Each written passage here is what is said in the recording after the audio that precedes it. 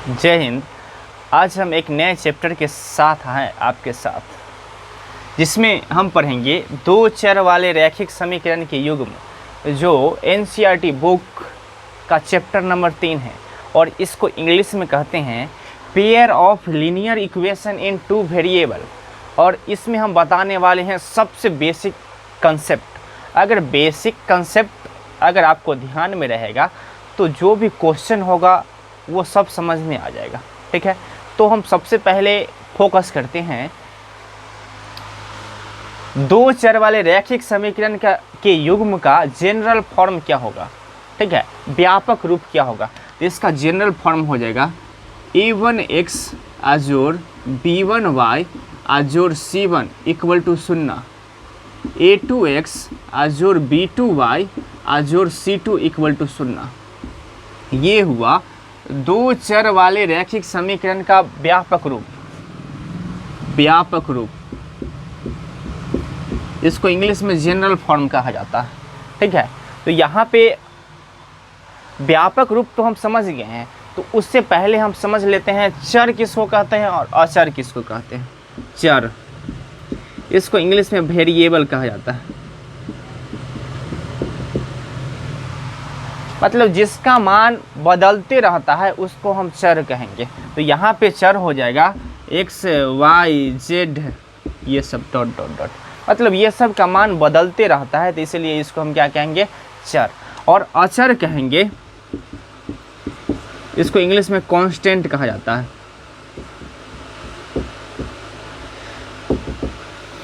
Constant, constant मतलब जो भी अंकीय संख्या है, अंक वाले संख्या होंगे, वो सब क्या हो जाएगा, अचर हो जाएगा। जैसे कि 2, 3, 4, 10, 20।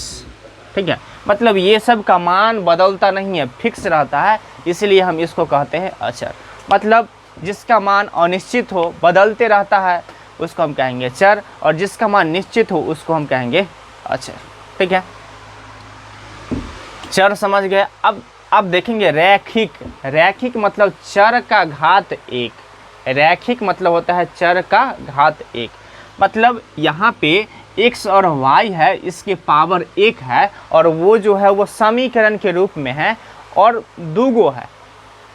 एगो ये पहला समीकरण हो जाएगा और ये दूसरा समीकरण, इसलिए हम इसको कहते हैं दो चर वाले रैखिक समीकरण के युग्म। ठीक है, समझ गए होंगे। सबसे पहले हम एक क्वेश्चन लेते हैं और उसको सॉल्व करते हैं। वो क्वेश्चन इस तरह है, 2x plus Y equal to 5, समीकरण 1 3x minus Y equal to, यहाँ भी 5 ले लेते हैं, समीकरण 2। इसका हल कैसे करेंगे।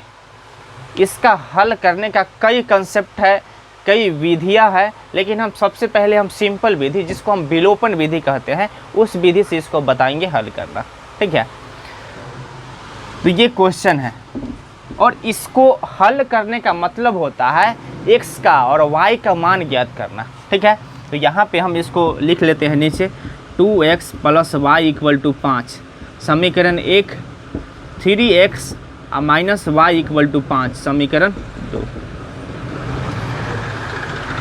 तो मान निकालने के लिए हम क्या करेंगे, या तो x को उड़ा देंगे और नहीं तो y को उड़ा देंगे। कोई एक समाप्त होगा तभी दूसरा का जलवा दिखेगा।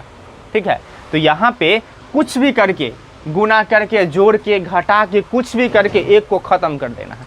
ठीक है, तो यहाँ देख रहे हैं बेचारा y तो खुद कटने के लिए तैयार है। तो यहाँ पे हम क्या करेंगे, जोड़ देंगे। तो जोड़ देंगे तो ये जोड़ की क्रिया में ये कट जाएगा और ये हो जाएगा 3 और 2 5, 5x इक्वल टू हो जाएगा 5 5 10। तो इसीलिए x इक्वल टू हो जाएगा 10/5, ये हो जाएगा 2। x का मान 2 आ गया। जब x का मान 2 आ गया तो समीकरण 1 या 2 किसी में भी x का मान रख देंगे। तो हम क्या करेंगे, समीकरण 1 से चलेंगे, समीकरण 1 से।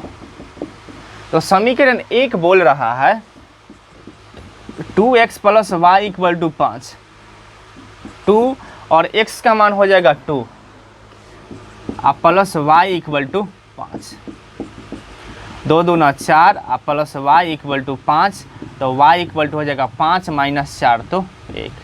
तो यहाँ पे प्राप्त हो गया x इक्वल टू 2 और y इक्वल टू 1। बस x का मान भी निकल गया और y का भी मान निकल गया। अब हम कैसे जानेंगे कि ये जो आंसर है वो सही है। अब हर्ष में बुक का हम आंसर देखेंगे, तो इसके लिए हम क्या करेंगे, समीकरण 1 लिख लेंगे। चेक करने का विधि क्या होता है, 2x plus Y equal to 5। तो हम क्या करेंगे, LHS में अगर x का मान देंगे तो RHS प्राप्त हो जाना चाहिए। तो हम क्या करेंगे, 2 और x का मान 2 है और प्लस y का मान 1 है। हल करेंगे तो 2 दूना 4 और प्लस 1 तो 5। ये 5 अगर RHS के बराबर हो गया तो इसका मतलब आंसर जो निकला है वो सही है। ठीक है, तो इस तरह हम समीकरण का हल ज्ञात करेंगे। ठीक है, एक और क्वेश्चन हम ले लेते हैं। एक क्वेश्चन ले लेते हैं जो थोड़ा जटिल हो, और जटिल क्वेश्चन में भी कंसेप्ट वही रहता है, थोड़ा कैलकुलेशन हार्ड हो जाएगा। ठीक है, तो वो क्वेश्चन ले लेते हैं। 2x plus 3y equal to 5, समीकरण 1। 3x 2y इक्वल टू 6, समीकरण 2। इसको अब सॉल्व करना है। तो इसको सॉल्व करने के लिए यहाँ तो जोड़ने से भी काम नहीं चल रहा, ना घटाएंगे तो भी कुछ नहीं होने वाला है। x और y दोनों अरल है, तो इसका भी एक ट्रिक होता है।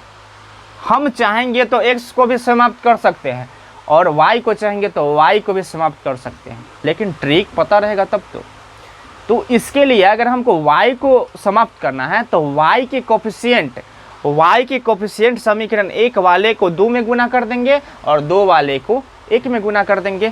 तो क्वेश्चन लिखते हैं 2x plus 3y equal to 5, समीकरण 1। 3x plus 2y equal to 6, समीकरण 2। y को छोड़ना नहीं है, एकदम समाप्त कर देना है। तो इसके लिए हम क्या करेंगे, इसमें हम 2 से गुना कर देते हैं और इसमें हम 3 से गुना कर देते हैं। अब ये जो 2 से गुना होगा वो सब टर्म में गुना होगा, मतलब ई पार से ओई पार तक। ठीक है, तो यहाँ पे हो जाएगा 2 दूना 4, 4x, 3 दूना 6y, ये हो जाएगा 5 दूना 10, समीकरण 1। और इसमें 3 से गुना कर देंगे तो 9x प्लस 6y और 18, समीकरण 2। आप देख रहे हैं कि यहाँ ये समान हो जाएगा, मतलब कोफिशिएंट से गुना करेंगे तो फिक्स है वो समान होगा ही। ठीक है, अब इसको घटा देंगे, तो घटा देंगे तो हो जाएगा ये माइनस माइनस और ये माइनस, तो ये कट गया। कटने के बाद ये हो गया माइनस 5x इक्वल टू हो जाएगा -8। तो माइनस से माइनस कट गया, इसीलिए x इक्वल टू हो जाएगा 8/5। x का मान जब 8/5 मतलब 8/5 अगर प्राप्त हो गया तो समीकरण 1 या 2 किसी में भी x का मान रख देंगे तो y का मान निकलेगा। ठीक है, तो समीकरण 1 से चलते हैं। तो 2x plus 3y equal to 5, 2 और x का मान कितना है 8/5, 8/5 प्लस 3y इक्वल टू 5, 8 दूना 16/5 प्लस 3y इक्वल टू 5। तो 3y इक्वल टू हो जाएगा 5, इधर प्लस है तो उधर जाके हो जाएगा माइनस 16/5। तो 3y इक्वल टू हो जाएगा 5 × 25 माइनस 16। 3y इक्वल टू हो जाएगा 25 में से 16 जाएगा तो 9/5। तो इसीलिए y इक्वल टू हो जाएगा 9/5, गुना है तब भागे में चल जाएगा, मतलब 1/3। 3 से 3 कट गया तो 3/5। तो प्राप्त हो गया x equal to 8/5, y equal to 3/5। यही आंसर हो गया। तो हम इस वीडियो में जो समीकरण जो होता है उसको हम कैसे विलोपन विधि से हल करेंगे ये बताए हैं, और हम नेक्स्ट वीडियो में लेके आने वाले हैं कि जब समीकरण को हल करेंगे तो क्या ज़रूरी है वो हल होगा ही या बहुत सारा हल प्राप्त होगा या हल नहीं होगा। तो ये सारे कॉन्सेप्ट को हम नेक्स्ट वीडियो में लेके आएंगे, इसलिए आप इस क्वेश्चन को समीकरण को बनाना सीख लीजिए। आगे हम मिलेंगे next video, next topic, next दिन। तब तक के लिए टाटा बाय बाय।